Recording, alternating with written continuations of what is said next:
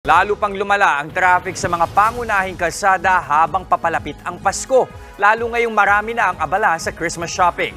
Nasa frontline ng balitang yan, si Brian Basa. Eksaktong isang linggo bago ang Pasko, humahabol sa pamimili ng panregalo ang ilan nating kababayan. Ang traffic sinusuong. Pamasko na po sa anak ko. Traffic. Galing kami ng Malibay.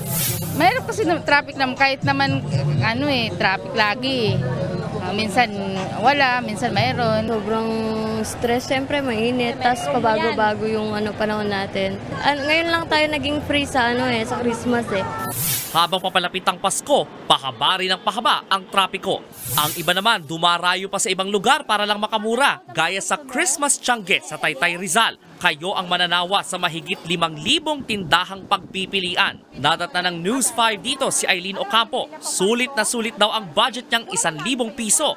Mas marami kang mabibili pag dito. Siguro po yung 1,000 ko sobra pa. Sa halagang 50 pesos, may bagong polo na kayo. 200 hanggang 250 pesos naman sa polo shirt. Pag damit pambata, nagkakahalaga ng 50 hanggang 250 pesos. Meron ding sapatos, bag at marami pang iba. Pwede pang tumawad. Okay, dapat baba ka lang ng presyo para para kung ibig ko sabihin maubos na lang yung paninda mo. Para sa isang taon last year, bago na naman.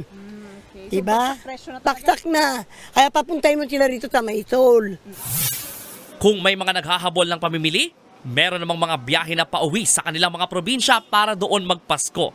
Hassle ang inabot ng ilang pasahero sa pre-departure area ng Manila North Port hanggang labas ng Pantalan. Nakaupo na sa kalsada ang mga pasahero. Pansamantala kasing sinuspinde ang biyahe ng mga barkong pa Visayas at Mindanao dahil sa bagyong Kabayan. Ininspeksyon ng Philippine Coast Guard ang Pantalan. Kinumusta ni Coast Guard spokesperson Armand Balilo ang mga pasaherong stranded.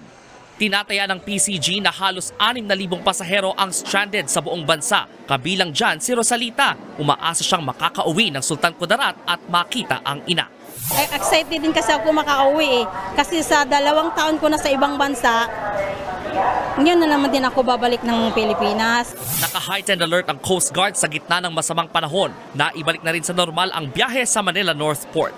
Nagbabalita mula sa Frontline, Brian Basa, News 5. Mga kapatid, Jess De Los Santos po, huwag magpahuli sa mga umaaksyong balita at napapanahong issue sa bansa. Para sa mas malawak na balitaan, mag-subscribe at mag-follow sa social media pages ng News 5.